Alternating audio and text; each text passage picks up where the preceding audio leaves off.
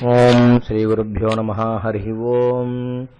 शुक्लांबरधरं विष्णुं शशिवर्णं चतुर्भुजं प्रसन्नवदनं ध्यायेत् सर्वविघ्नोपशान्तये। गुरुर्ब्रह्मा गुरुर्विष्णुर्गुरुर्देवो महेश्वरः। गुरुः साक्षात् परं ब्रह्म तस्मै श्री गुरवे नमः। गुरवे सर्वलोकानां विषदे भवरोहिणां निधये सर्वविद्यानां श्री दक्षिणामूर्तये नमः। सद्गुरुचरणारविन्दाभ्यां नमः। श्रीराम राम रामेति रमे रामे मनोरमे सहस्रनाम तत्तुल्यं राम नाम वरानने। श्रीरामचंद्र परब्रह्मणे नमः। வால்மீகி ராமாயணம் யுத்தகாண்டம் சர்க்கம் 23. ராமர் எல்லோருடனும் லங்கையை நோக்கி செல்லுதல். சகுன சாஸ்திரத்தை நன்றாக அறிந்த ராமர் அப்பொழுது தோன்றிய சில சகுனங்களை பார்த்து லக்ஷ்மணனை தழுவி சொல்லலுற்றார். லக்ஷ்மணா, இங்கு குளிர்ந்த நீரையும் கனிகள் நிரம்பிய காட்டையும் நாம் அடைந்திருக்கிறோமாகையால் இவ்விடத்தில் நமது சைன்யத்தை சற்றே நிறுத்தி அதனை அணிவகுத்து சிறிது நேரம் இருப்போம். வெகு வீரர்களான வானரர்களும் ருக்ஷர்களும் அரக்கர்களும் தொலையக்கூடியதாக இவ்வுலகத்தையே பாழாக்கும்படியாக பயங்கரமான பெரும்போர் நெருங்கிவிட்டதாகவே தோன்றுகிறது. காற்றோ வெகு பயங்கரமாக வீசுகிறது. பூமி நடுநடுங்குகிறது. மலையின் சிகரங்கள் அசைகின்றன.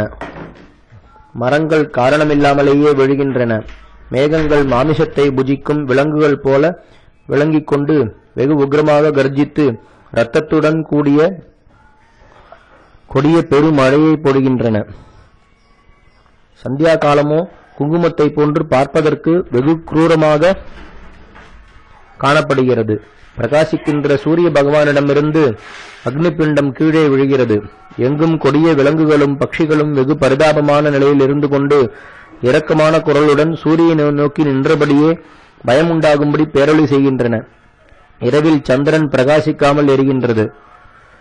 ஓரத்தில் கருப்பும் அதற்கு சிறிது முன்னே சிவப்புமான கிரணங்களுடன் கூடி மத்தியில் மிகவும் செந்நிறமாய் இதுவரையில் காணப்படாததான ஊர்கோள் பிரளய காலத்தில் தோன்றுவது போல் பார்ப்பதற்கு வெகு கொடியதாகவும் சிறியதாகவும் காணப்படுகிறது.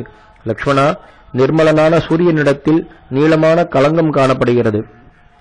நட்சத்திரங்கள் பெரும் புழுதியால் மூடப்பட்டிருக்கின்றன. இவை உலகத்தின் முடிவை வெளியிடுவது போலும் காக்கைகளும் கழுகுகளும் பருந்துகளும் துர்பலமான பறவைகளால் அவமதிக்கப்படுகின்றன. நரிகள் வெகு பயங்கரமாய் அமங்கலமாக ஊளையிடுகின்றன. மலைகள், சூளங்கள், கத்திகள் போன்ற இவைகளை வானரர்களும் அரக்கர்களும் ஒருவர் மேல் ஒருவர் வீசி எறிவதால் இனி இப்பூமி மாம்சத்தாலும் ரத்தத்தாலும் நிரம்பி சேராக போகிறது. நாம் இப்போதே சடுதியில் வெகு வேகமாக 4 பக்கங்களிலேயும் நமது சேனைகளால் சூழப்பட்டவர்களாய் இதுவரையிலும் ஒருவராலும் தகையப்படாத ராவண நகரமாகிய லங்கையை எதிர்ப்போம் என்றார். போரில் எப்பொழுதும் உற்சாகப்படுவரும் வில்பிடித்து வரும் மகாவீரரும் வியாபகரும் தர்மாத்மாவுமான ராமர் இவ்வாறு சொல்லி லங்கையை நோக்கி முன்னே புறப்பட்டார். அவருக்கு பின்னர் விபீஷண சுக்ரீவருடன் கூடிய வானர சேனை தங்கள் சத்துருக்களை வதைப்பதில் உறுதி கொண்டனவாய் அட்டகாசம் பண்ணி கொண்டு புறப்பட்டன. தைரியமும் வீரியமும் உள்ள வானரர்கள் ராமரை மகிழ்விக்குமாறு செய்த போருக்கு அங்கமான தொழில்களைக் கண்டு ராமர் சந்தோஷமடைந்தார். சர்க்கம் 24. ராமர் சேனையுடன் கடல் கடந்து வந்ததை சுகன் ராவணனிடம் தெரிவித்தல். வீரரான ராகவரால் நிர்வகிக்கப்பட்ட அவ்வானர சேனை பூர்ணச்சந்திரனால் சுப நட்சத்திரத்தை உடைய சரத்காலத்து பௌர்ணமி போல் விளங்கியது.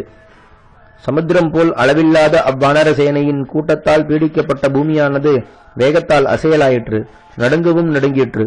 பிறகு இலங்கையிலே உண்டான ராட்சச சேனைகளின் கோலாகலத்தையும் கேட்பவர்களின் தேகம் மயிர்குச்செறியும்படியான மிகுதியான பேரி மிருதங்கங்களின் முழக்கங்களையும் வானரர்கள் கேட்டார்கள். அவ்வொளி முழங்க முழங்க வானரத் தலைவர்கள் அதிக சந்தோஷமடைந்தார்கள். அன்றியும் அவ்வொளியை கேட்க மனம் பொறுக்காமல் அதனினும் மேலாக தாங்களும் கர்ஜித்தார்கள். ஆகாயத்தில் செழித்த மேகங்கள் இடிக்கும் இடியை போன்ற வானரர்களின் கர்ஜனையை அரக்கர்களும் கேட்டார்கள். அழகான துவஜங்களும் தோரணங்களும் பறந்து கொண்டிருக்கும் இலங்கையை ராமர் தனது கண்களால் பார்த்ததும் இவ்விடத்தில்தான் மான்குட்டியின் கண்கள் போன்ற கண்களையுடைய என் தேவியாகிய சீதை அங்காரகனால் தகையப்பட்ட ரோகிணி போல் ராவணனால் சிறைப்படுத்தப்பட்டிருக்கிறாள் என்று நோவுபட்டிருந்த தமது மனதால் சீதையை பற்றி நினைத்தார். பிறகு உஷ்ணமாக பெருமூச்சு விட்டுக்கொண்டு வீரராகிய ராமர் லக்ஷ்மணரை பார்த்து அக்காலத்தில் தமக்கு நன்மையுண்டாகும் சில சொற்களை சொல்லலானார். லக்ஷ்மணா, விஸ்வகர்மாவினால் மலையின் சிகரத்தில் தனது மனதாலேயே நிர்மாணிக்கப்பட்டது போன்ற இந்த இலங்கை ஆகாயத்தையே முட்ட கிளம்பி இருக்கிறது போல் விளங்குகிறது. அதோ பார், பல மாளிகைகளால் இவ்விலங்கை நிரம்பி விளங்குவதை பார்த்தால் சூரியனுடைய ஸ்தானமான ஆகாயமே பல வெண்மேகங்களால் மூடப்பட்டிருப்பது போல் புலப்படுகிறது. சைத்திர ரதம் போன்றனவாய் பல பறவைகள் சப்திக்க, மல்லிகை முதலிய பூங்கொடிகள் நிரம்பி புஷ்பங்கள் பூத்து விளங்கும் தோட்டங்கள் பல இந்நகரத்தை அழகுடையதாக்குகின்றன. இதோ பார்,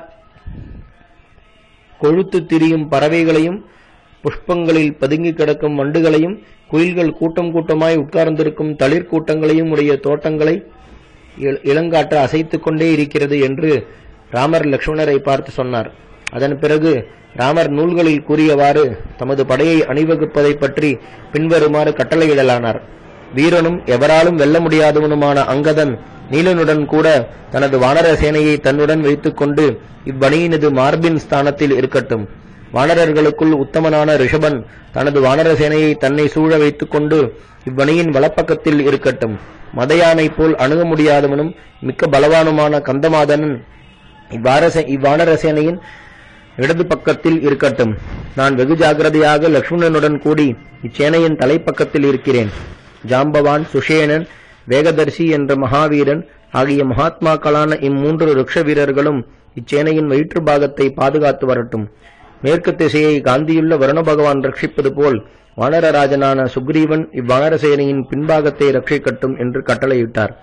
இவ்வாறு கருட வியூகமாக வகுக்கப்பட்டு பெரு வீரர்களால் பாதுகாக்கப்பட்ட அப்பெரு வானரப்படை ஆகாயமானது மேகக்கூட்டங்களால் நிரம்பி விளங்குவது போல் விளங்கலாயிற்று. வானரர்கள் மலைகளின் சிகரங்களை பிடுங்கி எடுத்துக் கொண்டும் பெரு மரங்களை பெயர்த்து தூக்கிக் கொண்டும் போரில் இலங்கையை முற்றிலும் அழித்துவிட விரும்பியவர்களாய் வந்து நின்றார்கள்.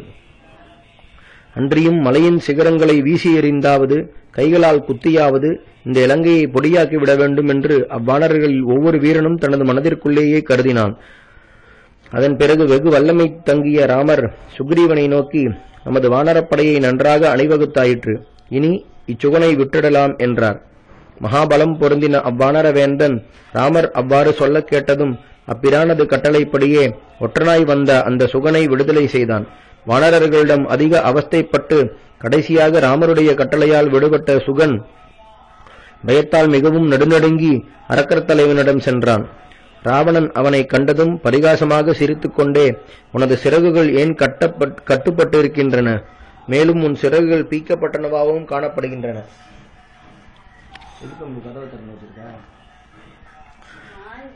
மனம் ஒரு நிலையில் நில்லாத அக்குரங்குகளிடம் நீ அகப்பட்டிருந்தாயா என்று வினவினான். அரசன் தன்னை அவ்வாறு கேட்டதும் சுகன் அச்சத்தினால் நடுநடுங்கி அந்த அரக்க வேந்தனை நோக்கி மறுமொழி சொல்லலுற்றான். வேந்தே, தங்கள் சொல்படி நான் இக்கடலின் வடகரை சென்று தாங்கள் சுக்ரீவனிடம் சொல்லும்படி கட்டளையிட்டதை எனது இனிய சொற்களால் வருந்தாதபடி சொன்னேன். அந்த வானரர்கள் என்னை கண்ட மாத்திரத்திலேயே சினந்து ஆகாயத்தில் கிளம்பி என்னை கெட்டியாக பிடித்துக் கொண்டார்கள். பிறகு என் இறகுகளை பறித்து என்னை தங்கள் கை குத்துக்களால் கொல்லவும் தலைப்பட்டார்கள். வானரர்கள் இயல்பாகவே வெகு கோபமுள்ளவர்களாகவும் வெகு கொடியவர்களாகவும் காணப்படுகிறார்கள். போய் அவ்வானரர்களுடன் பேசுவதென்பதே முடியாத காரியமாயிருக்கிறது. இப்படி இருக்க அரக்கர் தலைவனே, அவர்களிடம் மறுமொழி பெறுவது எப்படி முடியும்? விராதன், கபந்தன், கரண் என்ற இந்த அரக்கர்களை கொன்ற அந்த ராமரோ சுக்ரீவனுடன் சீதை இருக்கும் இடத்தில் வந்திருக்கிறார். அந்த ராமர் சமுத்திரத்தின் மேல் அணையை கட்டி கடலை தாண்டி அரக்கர்களை அலட்சியமாக கருதி தன் கையில் வில் பிடித்து தைரியமாக இதோ வந்து நிற்கிறார். ரிக்ஷ முக்கியர்களாலும் வானர சிரேஷ்டர்களாலும் நிரம்பிய பெருஞ்சேனைகள் ஆயிரக்கணக்காக மலைகள் போலவும் மேகங்கள் போலவும் விளங்கி இப்பூமியை மூடிக்கொண்டு நிற்கின்றன. தேவர்களுக்கும் அசுரர்களுக்கும் சேர்க்கை என்பது எவ்வாறு ஒருபொழுதும் கிடையாதோ அவ்வாறே அரக்கர்களின் சேனைக்கும் வானரர்களின் சேனைக்கும் ஒருபொழுதும் சம்பந்தம் கிடையாது. அவ்வானரர்கள் நமது நகரத்தின் மதில்களை வந்து சேரும் முன்னரே தாங்கள் செய்ய வேண்டியது இரண்டில் ஒன்றுதான். ஒன்று, சீதாதேவியை சடுதியில் அந்த ராமருக்கு கொடுத்து விடுங்கள். மற்றொன்று, போரையாவது தொடுக்க வேண்டும் என்றான். சுகன் சொன்ன சொல்லை கேட்டதும் ராவணன் கோபத்தால் கண்கள் சிவக்க தனது கண்களாலேயே சுகனை எரித்து விடுகிறவன் போல் பார்த்து பின்வருமாறு சொல்லலானான். தேவர்களும் கந்தர்வர்களும் அசுரர்களும் என் முன் நின்று போர் புரிந்த போதிலும் இவ்வுலகத்தில் உள்ள எல்லாரிடத்திலும் இருந்தும் எனக்கு பயம் தோன்றினாலும் நான் சீதையை ஒருபொழுதும் திருப்பிக் கொடுக்க மாட்டேன். இந்த வசந்த காலத்தில் புஷ்பித்திருக்கும் மரத்தை நாடி கொழுத்த வண்டுகள் ஓடுவது போல் என்னுடைய பானங்கள் ராமனை நாடி செல்லும் போது பார்ப்பாய். கொள்ளிக்கட்டையால் யானையை அச்சமுறுத்தி துரத்துவது போல் எனது அம்புரா தூணில் இருக்கிற எரியும் தன்மையுள்ள பானங்களை கூட்டமாக எனது வில்லில் தொடுத்துவிட்டு எப்பொழுது ராமனை கொளுத்துவேனோ, எனது பெருஞ்சேனை என்னை சூழ்ந்து வர கிளம்பி உதயமாகும் சூரியன் மற்ற கிரகங்களின் ஒளியை வாங்கிவிடுவது போல் நான் ராமனுடைய அந்த பலத்தை வாங்கிவிடுவேன். எனது வேகமோ சமுத்திரத்தின் வேகம் போன்றது, என் போக்கோ வாயு பகவானுடைய போக்குக்கு ஒப்பானது. இவைகள் அந்த ராமனுக்கு தெரியாது. ஆகையால் என்னுடன் எளிதில் போர் புரியலாம் என்று அவன் எண்ணம் கொண்டிருக்கிறான். விஷத்தை கொண்டுள்ள சர்ப்பங்கள் போன்ற எனது அம்புரா துணியில் இருக்கும் பானங்களை ராமன் பார்த்ததில்லை. ஆகையால் தான் என்னுடன் போர் செய்ய எண்ணம் கொண்டிருக்கிறான். முனைமுகத்திலேயே எனக்கு இயற்கையாக அமைந்துள்ள வீரியத்தை அந்த ராமன் முன்னமே அறிந்ததில்லை. நானொலியாகிற நெருங்கிய ஓசையும் பீடிக்கப்பட்டு பயமடைந்தவர்களின் கதறலாகிய பேரொலியையும் இரும்பு சலாகையிலிருந்து தோன்றும் ஒளியாகிய நாதத்தை பெற்றிருக்கின்றதும் சரங்களாகிற நரம்பால் மீட்டப்படுவதுமான எனது வில்லாகிய கொடிய வீணையை போர்க்களத்தில் பகைவர்களுடைய சேனையாகிய அரங்கத்தில் புகுந்து நான் வாசிப்பேன். 1000 கண்கள் படைத்த இந்திரனே வந்தாலும், வருண பகவானே நேரில் வந்து நின்றாலும், யமதேவனே எதிர்த்து வந்தாலும், குபேரனை எதிர்த்த போதும் பெரும் போரில் என்னை பானங்களால் ஒருபொழுதும் வெல்ல முடியாது என்றான். வால்மீகி ராமாயணம் யுத்தகாண்டம் சர்க்கம் 25. சுகசாரணர்களின் தூது. வானர சேனையுடன் தசரத குமாரனான ஸ்ரீராமர் சமுத்திரத்தை கடந்ததும் சீமானான ராவணன் தனது மந்திரிகளான சுகசாரணர்களை பார்த்து பின்வருமாறு சொல்லலானான். ஒருவராலும் தாண்ட முடியாத பெருங்கடலை வானரசேனை தாண்டிவிட்டது. முந்தி ஒருவராலும் செய்யப்படாத காரியமாகிய சமுத்திரத்தின் மீது அணை கட்டுதல் என்ற இந்த வேலை ராமனால் செய்யப்பட்டது. கடலின் மேல் சேது கட்டப்பட்டது என்பதை நான் ஒருபொழுதும் நம்பவே மாட்டேன். அது எப்படி இருந்த போதிலும் அவ்வானர சேனை இவ்வளவு என்பதை நான் இப்போது அவசியமாக அறிந்து கொள்ள வேண்டும். ஆகையால் நீங்கள் ஒருவருக்கும் தெரியாமல் வானர சைன்யத்தில் புகுந்து அச்சேனையின் அளவையும் பலத்தையும், அதில் எவர்கள் முக்கியமான வானரர்கள் என்பதையும், ராமனுடைய மந்திரிகள் யார் என்பதையும், சுக்ரீவனுக்கு வேண்டியவர்கள் இன்னார் என்பதையும், எவர்கள் சைன்யத்தில் முற்பட்டு நிற்கிறார்கள் என்பதையும், எந்த வானரர்கள் சூரர்கள் என்பதையும், நீர் நிரம்பிய சாகரத்தின் மேல் எவ்வண்ணம் அணை கட்டப்பட்டிருக்கிறது என்பதையும், உறுதியான மனத்தையுடைய அவ்வானரர்கள் வாழுமிடம் எவ்வாறு உள்ளதென்பதையும், ராமனுடைய விவசாயம், பலம், ஆயுதங்கள் இவைகளையும் லக்ஷ்மணனுடைய பலத்தையும் உள்ளபடி அறிந்து வர வேண்டும். வெகு பலமமைந்த அவ்வானர சேனைக்கு அதிபதி யார் என்பதையும் உள்ளபடி அறிந்து கொண்டு சடுதியில் திரும்பி வந்து சேருங்கள் என்றான். வீரனான சுகசாரணர் என்ற இந்த அரக்கர்கள் அந்த கட்டளையை கேட்டதும் வானர ரூபம் எடுத்துக்கொண்டு அந்த வானர சேனைக்குள் நுழைந்தார்கள். ஆனால் மனதால் ஆலோசித்து பார்க்க முடியாததும் பார்ப்பவர்களை மயிர்ச்சிலிர்பெரிய செய்வதுமான அந்த வானர சேனையை இவ்வளவு தொகையிடுவதற்கு அந்த சுகசாரணர்களால் அப்போது முடியவில்லை. ஏனெனில் மலையின் சிகரங்களிலும் பிளவுபட்ட பர்வத ஸ்தலங்களிலும் குகைகளிலும் சமுத்திரங்களிலும் காடுகளிலும் தோட்டங்களிலும் அவ்வானர சேனைகளில் சில தாண்டி கொண்டும், சில தாண்டி முடித்தும், சில தாண்ட விரும்பியும், சில உட்கார்ந்து கொண்டும், சில உட்கார முயன்று கொண்டும், இவ்வாறு பலவிதமான தொழில்களை செய்து கொண்டு கலக்கமற்ற பெருங்கடல் போன்று மிக்க பலத்துடனேயே கடோரமாக பேரொளி செய்வதை அந்த அரக்கர்கள் கண்டார்கள். சுகசாரணர்கள் வேற்றுருவத்துடன் வந்திருப்பதை மகாபலவானான விபீஷணர் கண்டுபிடித்து அவர்களை பற்றி கொண்டு வந்து, பகைவர்கள் பட்டணங்களை வெல்லும் மன்னவரே, இவர்கள் அந்த அரக்கவேந்தனுடைய மந்திரிகளான சுகசாரணர்கள் இலங்கையிலிருந்து ஒற்றர்களாக வந்திருக்கிறார்கள் என்று ராமரிடம் தெரிவித்தார். அத்தூதர்கள் ராமரை கண்டதும் வருந்தி தங்கள் உயிரின் மேல் ஆசையற்றவர்களாய் அப்பொழுது அஞ்சலி பண்ணிக்கொண்டு வெகு பயத்துடன் இவ்வாறு தெரிவித்து சொல்லலானார். அருளுடையவரே, ரகுகுலத்தில் பிறந்தவரே, நாங்கள் இருவரும் ராவணனால் அனுப்பப்பட்டு தங்களுடைய இச்சேனையை முற்றிலும் பார்த்தறியும் பொருட்டு இவ்விடம் வந்தோம் என்றார்கள். தசரதராஜரது புத்திரரும் எல்லா பிராணிகளுக்கும் நன்மையை செய்வதில் கருத்துள்ளவருமான ராமர் அவர்கள் சொன்ன சொல்லை கேட்டு புன்னகையுடன் பின்வருமாறு மொழியிலானார். எங்களுடைய சேனை முழுவதையும் பார்த்துவிட்டு எங்களையும் நன்றாக பரிசோதித்து அறிந்து உங்களுக்கு இடப்பட்ட கட்டளையை செய்தாகிவிட்டதென்றால் நீங்கள் இஷ்டப்படி திரும்பிச் செல்லலாம். நீங்கள் இன்னும் பார்ப்பதற்கு ஏதாவது இருந்தால் மறுபடியும் சென்று பார்க்கலாம். வேண்டுமானால் விபீஷணர் முழுவதையும் மறுபடியும் காண்பிப்பார். இப்போது பகைவர்கள் கையில் அகப்பட்டு கொண்டதானால் உயிரை பற்றி கொஞ்சமேனும் அஞ்ச வேண்டாம். ஆயுதமில்லாதவர்களையும் பிடிபட்ட தூதர்களையும் ஒருபோதும் வதைக்கலாகாது. தமது சத்துருக்களை சாமம் முதலான உபாயங்களால் தம் வசப்படுத்துகின்ற ஒற்றர்களாகிய இவ்வரக்கர்கள் இருவரும் கெஞ்சி கேட்பதனால், விபீஷணரே, இவர்களை விட்டுடுங்கள். வேவுக்காரர்களே, நீங்கள் இலங்கை சேர்ந்தவுடன் குபேரனது தம்பியாகிய அரக்கர் தலைவனிடம் நான் சொன்னதாக நான் சொல்லுகிறபடி சொல்ல வேண்டும். எப்படிப்பட்ட வல்லமையின் மேல் உறுதி வைத்து எனது சீதாதேவியை கவர்ந்தாயோ அதனை உன்னுடைய இஷ்டப்படி உனது சேனையுடனும் பந்துக்களுடனும் கூடினவனாய் எனக்கு முன் காட்டுக. நாளை காலையில் பிராகாரங்களுடனும் தோரணங்களுடனும் இலங்கை மாநகரையும் அரக்கர்கள் சேனையையும் நான் என் பாணங்களால் நாசம் பண்ணுவதை நீ பார்ப்பாய். இந்திரன் தானவர்களின் மேல் தனது வஜ்ராயுதத்தை பிரயோகிப்பது போல் நான் நாளை காலையில் எனது பயங்கரமான கோபகாரியத்தை காட்டப் போகிறேன். உனது பலத்தை தாங்குவாயாக என்றார். இவ்வண்ணம் ராமரால் கட்டளையிடப்பட்ட அரக்கர்களாகிய இந்த சுகசாரணர்கள் வெகு தர்மாத்மாவாக விளங்கும் ராமரை தங்களுக்கு ஜெயமுண்டாகட்டும் என்று வாழ்த்து கூறி லங்கைக்கு திரும்பிச் சென்று அரக்கர் வேந்தனிடம் பின்வருமாறு சொல்லலுற்றார்.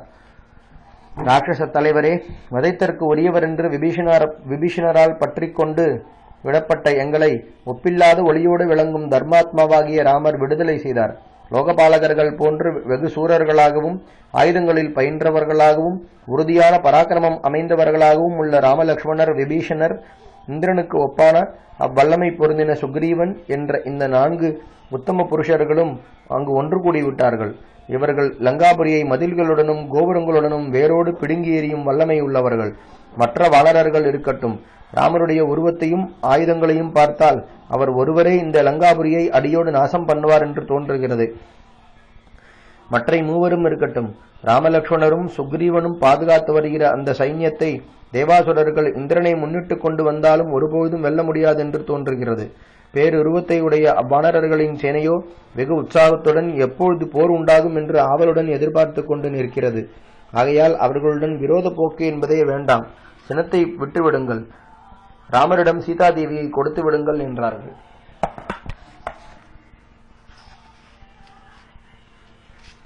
வால்மீகி ராமாயணம் யுத்தகாண்டம் சர்க்கம் 26. சாரணன் வானரசேனையை ராவணனுக்கு காட்டுதல்.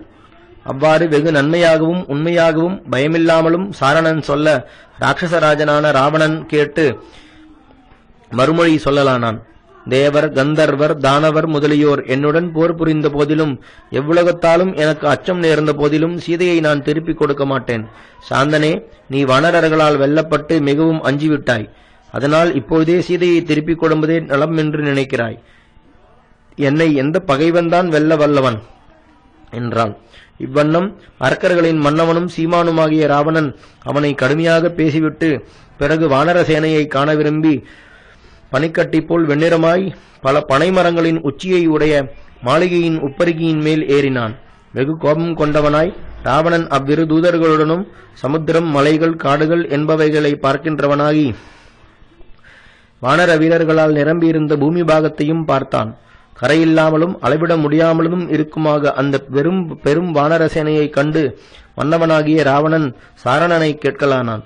இவ்வானர முக்கியர்களுக்குள் எவர்கள் சூரர்கள், எவர்கள் அதிக பலம் அமைந்தவர்கள், எவர்கள் உற்சாகமுள்ளவர்களாய் நாற்புறத்திலும் முற்பட்டு நிற்கிறவர்கள், எவர்கள் சொல்லை கேட்டு எவர்கள் சொல்லை சுக்ரீவன் கேட்கிறான், எவர்கள் சேனை தலைவர்களுக்கும் தலைவர், எவர்கள் சேனாதிபதிகள். சாரணா, எல்லா சங்கதிகளையும் உள்ளபடி என்னிடம் சொல்லுக என்றான். இவ்விதமாக அரக்கர் தலைவன் தன்னை கேட்டதும் வானரர்களுக்குள் முக்கியமானவர்களை நன்றாக அறிந்து வந்த அந்த சாரணன் வானரர்களுக்குள் பிரதானமானவர்களை பற்றி சொல்லலானான். இதோ லங்கைக்கு எதிர்முகமாக எந்த வானரன் கர்ஜித்துக் கொண்டு நிற்கிறானோ, எவனை 100,000 வானர சேனைத் தலைவர்கள் சூழ்ந்து நிற்கிறார்களோ, எவன் செய்யும் பேரொளியால் இலங்கையே தனது மதில்கள், கோபுரங்கள், காடுகள், தோட்டங்கள், மலைகள் இவைகளுடன் நடுநடுங்குகிறதோ, எவன் எல்லா வானரர்களுக்கும் மன்னவனாய் மகாத்மாவாய் விளங்கும் சுக்ரீவனது சேனைக்கு முன்பாக நிற்கிறானோ, அவன்தான் நீலன் என்ற முக்கிய சேனாதிபதி. எவன் தனது இரு கைகளையும் தூக்கிக் கொண்டு லங்கையை நோக்கி தனது கால்களால் நடந்து கொண்டு அடிக்கடி கோபத்தால் கொட்டாவி விட்டுக் கொண்டு மலை சிகரம் போன்ற உருவத்துடன் தாமரை தாது போன்ற நிறத்துடனும் வருகிறானோ, எவன் மிக்க சினம் கொண்டு அடிக்கடி தனது வாளை பூமியில் அடிக்கிறானோ, எவனது வாளின் சத்தத்தால் 10 திசைகளும் பேரொளி செய்கிறதோ, அவன்தான் வானரராஜனான சுக்ரீவனால் இளவரசனாக அபிஷேகம் செய்யப்பட்ட அங்கதன். இவன் தங்களை போருக்கு அழைக்கிறான். இவன் வாலியை ஒத்த அவனது குமாரன். சுக்ரீவனுக்கு எப்பொழுதும் வேண்டியவன். இந்திரன் பொருட்டு வருணன் சகாயத்திற்கு வருவது போல் ராமருக்கு தன் பராக்கிரமத்தால் உதவி செய்ய வந்திருக்கிறான். வெகு வேகத்துடன் கூடினவனும் ராமருடைய நன்மையில் கருத்துள்ளவனுமான அனுமான் சீதாதேவியை கண்டதெல்லாம் இவனுடைய புத்தியினால்தான். வெல்லுவதற்கு அரிய இவ்வங்கதன் அநேக வானர சைன்யங்களை தனது சேனையுடன் அழைத்துக் கொண்டு உங்களை குறித்தே வந்திருக்கிறான். அங்கதனுக்கு பின்பாகமாக பெரு வானர சேனையால் சூழப்பட்டிருக்கின்ற வீரன்தான் சமுத்திரத்தின் மேல் சேதுவை கட்டினவன். அவன் பெயர் நளன். போருக்காக எதிர்நோக்கி நிற்கிறான். எவர்கள் எழும்பி சிங்கநாதத்தையும் கொக்கரிப்பையும் செய்கிறார்களோ, எந்த வானரர்கள் ஆசனத்திலிருந்து எழுந்து சோம்பல் விடுகிறார்களோ, அவர்கள் போரில் ஒருபொழுதும் பிறரால் வெல்ல முடியாத பயங்கரமான பராக்கிரமம் அடைந்த கொடிய வீரர்கள். 100,000 கணக்காகவும் 10 கோடி கணக்காகவும் உள்ள சந்தன பர்வதத்தில் வசிப்பவர்களான இந்த வானரர்கள் இந்த நளன் என்பவனை அனுசரித்து செல்கிறார்கள். இவன் ஒருவனாகவே தனது சேனையைக் கொண்டு இந்த லங்கையை நாசம் செய்ய கருதி கொண்டிருக்கிறான். வெள்ளியின் நிறம் போன்ற நிறத்துடனே விளங்குகின்ற இந்த வானரன் ஸ்வேதன் என்ற பெயர் பெற்றவன். இவன் போரில் மிக்க விருப்பமுள்ளவன், வெகு கொடியவன், பராக்கிரமசாலி, புத்தி கூர்மையுள்ளவன், வீரன், முவ்வுலகங்களிலும் பிரசித்தி பெற்றவன். இவன் இப்பொழுது வானர சேனையின் மத்தியிலே வழி செய்து கொண்டு சுக்ரீவனிடம் வந்து பேசிவிட்டு தனது சைன்யங்கள் மத்தியில் வேகமாக திரும்புகிறான். இதற்கு முன் கோமதி ஆற்றங்கரையில் அழகாக விளங்கும் பல சிறு மலைகளையுடைய சங்கோஜனம் என்றும் மலையில் சஞ்சரித்துக் கொண்டு அம்மலை நாட்டுக்கு அரசனாக விரும்பியவன் எவனோ அவனே இந்த குமுதன். இவன் 100,000 வானர சேனையை தான் இருக்கும் இடத்தில் வரவழைப்பவன். மிக்க கொடுந்தொழிலையுடைய இவனது வாள்களின் நீண்ட மயிர்கள் கருப்பு, வெண்மை, சிவப்பு, மஞ்சள் என்ற நிறமுள்ளனவாய் பல மார்பின் அளவு நீளம் கொண்டனவாய் 4 பக்கங்களிலும் சிதறியுள்ளது. இவன் எளிமையற்றவனாகவும் கோபம் கொண்டவனாகவும் கொடியவனாகவும் விளங்கிக் கொண்டு தங்களுடன் போர் புரிய ஆசை கொண்டு நிற்கிறான். இவனும் தனது சேனையால் இலங்கையை நாசம் பண்ண கருதி இருக்கிறான். அதோ சிங்கம்போல் விளங்கிக் கொண்டு கபில நிறத்துடன் நீண்ட கண்களை உடையவனாய் நின்று கொண்டு இலங்கையை கொளுத்திவிட ஆசை கொண்டவன் போல் தனது கண்களால் பார்க்கிறானே, அவன்தான் ரம்பன் என்ற பெயருள்ள சேனை தலைவன். அரசரே, அவன் விந்தியமலை, கிருஷ்ணமலை, சஹ்யமலை, சுதர்சனமலை இந்த மலைகளில் பலகாலம் வசிப்பவன். 3 கோடி வானர வீரர்கள் வெகு கொடிய பராக்கிரமம் உள்ளவர்களாய் லங்கையை தமது வலிமையால் நாசம் பண்ணுமாறு இவனை சூழ்ந்து கொண்டு நிற்கிறார்கள். எவன் தனது காதுகளை அகற்றிக் கொண்டும் அடிக்கடி கொட்டாவி விட்டுக் கொண்டும் இருக்கிறானோ அவன் எவனுக்கும் ஒருபொழுதும் அஞ்சாதவன், போரில் பின்வாங்காதவன். அவன் உடம்போ கோபத்தால் படபடத்துக் கொண்டிருக்கிறது. அவன் அடிக்கடி குறுக்காக பார்க்கிறான். தனது வாளை பார்த்து கொண்டே சிங்கநாதம் பண்ணுகிறான். அவன் அதிக பலம் பொருந்தியவன், அச்சமற்றவன். அவன் எப்பொழுதும் அழகிய சால்வேயம் என்ற மலையில் இருப்பவன். இவன்தான் சரபன் என்ற வானர சேனாதிபதி. அரசரே, பலவானான இவனுக்கு விளையாட்டாக போர் புரிகிற 40 லட்சம் வீரர்களடங்கிய வானர சேனை இருக்கிறது. எவன் ஆகாயத்தை பெருமேகம் போல் மறைத்துக் கொண்டு வானரர்கள் மத்தியிலே தேவர்கள் நடுவில் தேவேந்திரன் விளங்குவது போல் விளங்குகிறானோ, போர் புரிய ஆவலுடன் இருப்பவனான எவனை சேர்ந்து வானரர்களின் கோஷம் பேரிகையினால் ஒலிப்பது போல் பெரும் சப்தத்தை கேட்பிக்கிறதோ அத்தன்மையுடைய இவன் யுத்தத்தில் எப்பொழுதும் பிறரால் அணுக முடியாதவனும் மிகச்சிறந்த பாரியாத்திரம் என்ற பர்வதத்தில் வசிக்கின்றவனுமான பனசன் என்ற சேனாதிபதி. சேனை தலைவனான இவனுடன் 50 லட்சம் வானர சேனாதிபதிகளே தங்கள் தங்கள் சேனையுடன் சூழ்ந்து நிற்கிறார்கள். சமுத்திரக்கரையில் இரண்டாவது சமுத்திரம் போலிருக்கிறதும் மகிழ்ச்சியால் கூத்தாடுகிறதுமான பயங்கரமான சேனையை விளங்கச் செய்து கொண்டு தர்தரமலை கொப்பாய் விளங்குவோனே விந்தன் என்ற வானர சேனாதிபதி. இவன் நதிகளுக்குள் உத்தமமான பர்ணாசம் என்ற நதியின் ஜலத்தை அருந்தி கொண்டு சஞ்சரிப்பவன். இவன் சேனை 60 லட்சம் வானரர்கள். குரோதனன் என்ற வானர சேனாதிபதி அதோ தங்களை போருக்கு கூப்பிடுகிறான். அவனது சேனையில் அடங்கின வானர வீரர்களோ வெகு வல்லமை பொருந்தினவர்களும் பலமுள்ளவர்களும் அணியணியாய் பிரிந்தவர்களுமாக விளங்குகிறார்கள்.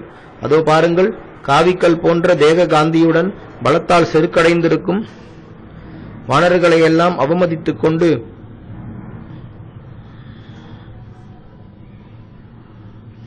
ஒளியுள்ள கவையன் என்ற புகழ்பெற்ற வானர சேனாதிபதி தங்களை நோக்கி கோபத்தோடு வருகிறான். இவனை 70 லட்சம் வானரர்கள் சூழ்ந்து நிற்கிறார்கள். இவன் தன் சேனையைக் கொண்டு லங்கையை தான் ஒருவனாகவே அழிக்க கருதுகிறான். இந்த சேனை தலைவர்களின் தலைவர்களும் சண்டையில் அணுக முடியாதவர்கள், கொடிய மனமுடையவர்கள், வெகு பலமுள்ளவர்கள், வேண்டும் உருவம் எடுத்துக்கொள்ளும் வல்லமை பெற்றவர்கள். இவர்கள் படை தனித்தனியே அணியணியாக வகுத்து நிறுத்தப்பட்டிருக்கிறது. வால்மீகி ராமாயணம் யுத்தகாண்டம் சர்க்கம் 27. மிகவும் பிரதானரான வானரத் தலைவர்களை சாரணன் ராவணனுக்கு காட்டுதல். அரக்கர்களில் மன்னவரே, பாருங்கள், நான் எந்த வானர சேனாதிபதிக்குள் எவர்கள் ராமனுக்காக உயிரையும் விடுமாறு வந்திருக்கிறார்களோ அவர்களை சொல்லுகிறேன். கொடுந்தொழிலை உடைய எவனது வாளிலிருந்து வெளுப்பும் கருப்பும் சிவப்பும் மஞ்சளுமாக அழகிய அநேக மார்பினளவு நீண்ட மயிர்கள் சேர்ந்தும் சிதறியும் சூரியனிடத்திலிருந்து கிரணங்கள் பிரகாசிப்பது போல் பூமியில் விழுந்து கொண்டும் விளங்குகிறதோ அவன்தான் ஹரன் என்ற வானர சேனாதிபதி. இவனை பின்தொடர்ந்து நூற்றுக்கணக்காகவும் ஆயிரக்கணக்காகவும் இவனுடைய வேலைக்காரர்கள் பெருமரங்களை தூக்கிக் கொண்டு லங்கையின் மேல் ஏறுவதற்கு எண்ணம் கொண்டவர்களாக தொடர்ந்து செல்லுகிறார்கள். அதோ பாருங்கள், நீல நிறமுள்ள பெருமேகங்கள் போல் கருத்த அஞ்சனம் போலவும் விளங்குகிறார்களே. போரில் உண்மையான பராக்கிரமம் உள்ளவர்களும் அளவிட முடியாதவர்களும் சமுத்திரத்தின் அக்கறை போல் காட்ட முடியாதவர்களுமான இவர்கள் மலை பிரதேசங்களிலும் மேடு பள்ளங்களிலும் நதிகளிலும் வசிப்பவர்களான கரடிகள். மிக கொடிய இவர்கள் வேந்தரே உங்களை எதிர்த்து போர் புரிய வந்திருக்கிறார்கள். இவர்களின் நடுவில் பார்ப்பதற்கு மிகவும் பயங்கரமான கண்களை உடையவனாய் அஞ்சத்தக்க தோற்றத்துடன் மேகங்கள் நடுவில் பர்ஜன்ய தேவதை போல் கோபத்துடன் கோபிக்கிறானே, அவன்தான் ருக்ஷவான் என்னும் பர்வதத்தில் வசித்துக் கொண்டு நர்மதையின் ஜலத்தை குடித்து வளர்ந்த தூம்ரன் என்ற ருக்ஷராஜன். இங்கு காணப்படுபவனோ இந்த தூம்ரனுடைய இளைய தம்பி, மலையை ஒத்தவனான இவனை பாருங்கள். இவன் உருவத்தில் தன் தமையனுக்கு ஒப்பானவன், பராக்கிரமத்திலோ அவனுக்கும் மேலானவன், ஜாம்பவான் என்ற பெயருள்ளவன். இவன் பெரிய சேனை தலைவர்களுக்கும் தலைவன், பராக்கிரமம் உள்ளவன், நல்ல ஆசிரியர்களிடத்தில் பழகியவன், சண்டையிலோ அடங்காத கோபம் உள்ளவன். தேவர்களுக்கும் அசுரர்களுக்கும் நடந்த சண்டையில் இந்த ஜாம்பவான் இந்திரனுக்கு எவ்வளவோ உபகாரங்கள் செய்து பல வரங்களை பெற்றிருக்கிறான். இவனது சைன்யத்தை சேர்ந்த பலர் மலைகளின் சிகரங்களில் ஏறி நின்று மகா மேகங்கள் போல விசாலமாக இருக்கும் பெரும் பாறைகளை உருட்டி தள்ளுகிறார்கள். இவர்கள் எவனுக்கும் அஞ்சாதவர்கள். இவர்கள் மேனி முழுவதும் ரோமம் அடர்ந்திருக்கிறது. இவர்கள் அரக்கர்களுக்கும் பிசாசகர்களுக்கும் ஒப்பானவர்கள். இவர்கள் அக்னிக்கு ஒப்பான காந்தியுள்ளவர்களாய் சஞ்சரிக்கிறார்கள். எவன் அதோ கோபத்துடன் அங்குமிங்கும் தாண்டிக் கொண்டும் எல்லா வானரர்களாலும் பார்க்கப்படுகிறானோ, பல இந்திரனையும் அவன் இந்திரனையும் தனது வல்லமையால் சந்தோஷப்படுத்தி வைத்த தம்பன் என்ற சேனாதிபதி. எவன் ஓரடி எடுத்து வைத்தால் யோஜனை கப்பால் இருக்கும் மலை தன் பக்கமாகுமோ, எவன் நின்றால் ஒரு யோஜனை உயரம் இருப்பானோ, எவனை விட இனி பெரியதான வடிவம் விலங்கு ஜாதியிலேயே கிடையாதோ, அவன்தான் சன்னாதன் என்பவன். வானரர்களுக்கு பாட்டன் முறையானவன். இவன் முன்பொரு காலத்தில் தேவேந்திரனுடன் அசுரர்கள் போர் புரிந்த போது தேவர்களுக்கு துணையாய் நின்று அசுரர்களுடன் சண்டை செய்து தோல்வியடையாமல் நின்றான். இவன் வானர சேனாதிபதிகளுக்கெல்லாம் சேனாதிபதியாவான். இவன் தன் பராக்கிரமத்தை காட்ட எத்தனித்தால் அது இந்திரனுடைய பராக்கிரமத்தை ஒத்திருக்கும். தேவர்களுக்கும் அசுரர்களுக்கும் போர் நேர்ந்த அப்பொழுது இந்திரனுக்கு உதவி செய்ய வேண்டுமென்றே அக்னி பகவானால் ஒரு கந்தர்வ கன்னிகை வயிற்றில் இவன் உண்டாக்கப்பட்டான். எந்த மலைக்கு குபேரன் அதிபதியோ, கிண்ணறர்கள் நிரம்பிய எது மலைகளுள் சிறந்ததோ, எங்கு நாவல் மரம் நிறைந்திருக்கிறதோ, எது தங்கள் தமையனாராகிய குபேரனுக்கு விளையாட்டையும் சுகத்தையும் தருகின்றதோ அவ்விடத்தில்தான் இதோ காணப்படுகிறானே இந்த கிருதனன் என்ற சீமானும் பலவானும் வானரர்களுக்குள் சிறந்தவனுமான வானரசேனை தலைவன் வாழ்கிறான். இவன் தன்னை பற்றி போரில் புகழ்ந்து கொள்ளாதவன். இவன் 1000 கோடி வானரர்களால் சூழப்பெற்று வந்திருக்கிறான். இவன் தானாகவே தனது சேனையை கொண்டு இந்த இலங்கையை நாசம் பண்ண கருதி இருக்கிறான்.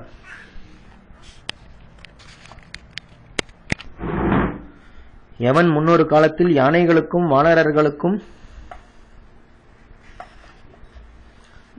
பகை உண்டாயிருந்ததை தன் மனதில் கொண்டு யானை கூட்டங்களுக்கு தலைமையானவற்றை நடுங்க செய்து கொண்டே கங்கை கரை ஓரமாக சஞ்சரிக்கிறானோ அந்த சேனாதிபதி தான் சஞ்சரிக்கும் போதே பகைவர்களை அழைப்பான். மலை குகையில் வாழ்பவன். பெரிய விருட்சங்களை வேருடன் களைந்து யானைகளின் மேலும் யானைகளை தூக்கி மரங்களின் மேலும் வீசி அழிப்பவன். இவன் இமயமலை தாழ்வரையில் ஓடும் கங்கையை அடுத்துள்ளதாய் மந்திரமலைக்கு ஒப்பான உசீர பீஜம் என்ற மலையிலே இந்திர பகவான் சொர்க்கலோகத்தில் வீற்றிருப்பது போல் சுகமாக தானே வசிப்பவன். மனக்கிளர்ச்சி, பராக்கிரமம் இவைகள் அமைந்து அட்டகாசம் பண்ணும் பலசாலிகளான 10 கோடி வானரர்கள் இவனை எப்போதும் தொடர்ந்து கொண்டே இருக்கிறார்கள். பலசாலிகளான இவ்வானரர்களுக்கு இவன் தலைவன். அரசரே, இவனை தகைய ஒருவராலும் முடியாது. காணப்படுகின்ற இவன்தான் அந்த பிரமாதி. பலம் கொண்ட போர் முயற்சியுள்ள இவனது வானரசேனை பெருங்காற்றால் கிளப்பப்பட்ட மேகம் போல் காணப்படுகிறது.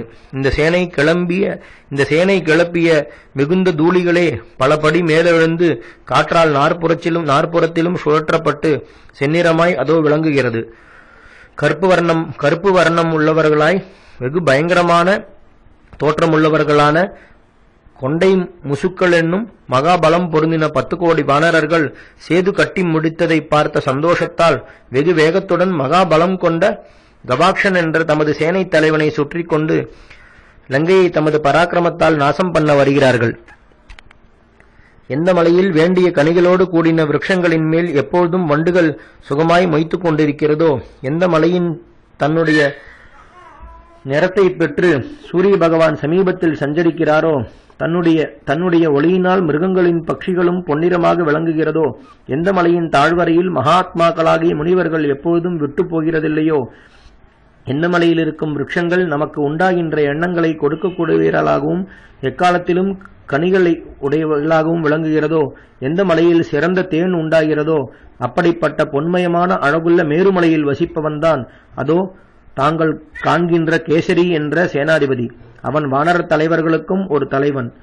60,000 மலைகள் இருக்கின்றன. அவைகளும் பொன் நிரம்பியவை.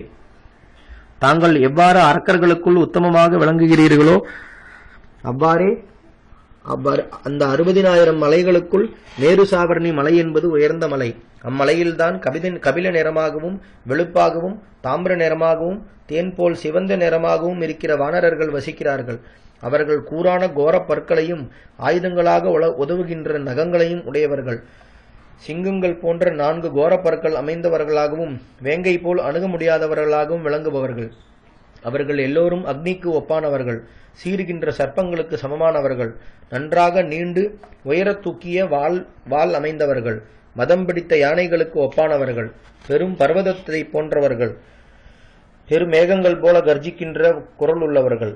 உருண்டு பொன்னிறமாகவும் சிவப்பாகவும் இருக்கும் கண்கள் அமைந்து சிறிது பயங்கரமான நடையும் அட்டகாசமும் பொருந்தியவர்கள். அவர்கள் தங்களுடைய இலங்கையை பார்த்து அழிக்க வருபவர்கள் போல் இருக்கிறார்கள். இவ்வானர சேலைகளுக்கு தலைவன் இவர்கள் நடுவில் நிற்கும் பலசாலியான சதவலி என்று உலகமெங்கும் பிரசித்தி பெற்றவன். புத்திமானான இவன் இப்போது வெற்றியை கருதினவனாய் சூரிய தேவதையின் பூஜையை தினமும் செய்து வருகிறான். இவன் தனது சேனை ஒன்றை கொண்டே இந்த லங்காபட்டணத்தை நாசம் பண்ண கருதி இருக்கிறான். அரசரே, வெகு பராக்கிரமும் பலமும் அமைந்த சூரனாய் தனது வல்லமை ஒன்றிலேயே முற்றிலும் நம்பிக்கை வைத்த இந்த வானரன் ராமருக்கு நன்மை செய்ய விரும்பினவனாய் பகைவர் உயிரின் மேல் கொஞ்சமேலும் கருணை என்பதையே பாராட்டாமல் இருக்கிறான். கஜன், கவாக்ஷன், கவையன், நலன், நீலன் என்ற இந்த வானர தலைவர்களில் ஒவ்வொருவரும் 10 கோடி வானர சேனைகளால் சூழப்பட்டவர்களாய் நிற்கிறார்கள். அம்மாதிரியே இந்திய பர்வதத்தில் வசிப்பவர்களாகிய வேறு வானர தலைவர்களும் மிகுதியாய் இருப்பதால் கடங்கில் அடங்காமல் இருக்கிறார்கள். அவர்கள் பராக்கிரமத்தால் மிகுந்தவர்கள். மகாராஜாவே, அவர்கள் எல்லோரும் மிக்க மகிமையுள்ளவர்கள். எல்லோரும் பெருமலைகளுக்கு ஒப்பான தேகமுள்ளவர்கள். எல்லோரும் இவ்வுலகத்தில் உள்ள மலைகளையெல்லாம் பொடியாக்கி இறைக்கத் தகுந்த பலமுள்ளவர்கள். ஸ்ரீ ராமச்சந்திர பரபிரம்மணே நமஹ. ஹரிஹி ஓம்.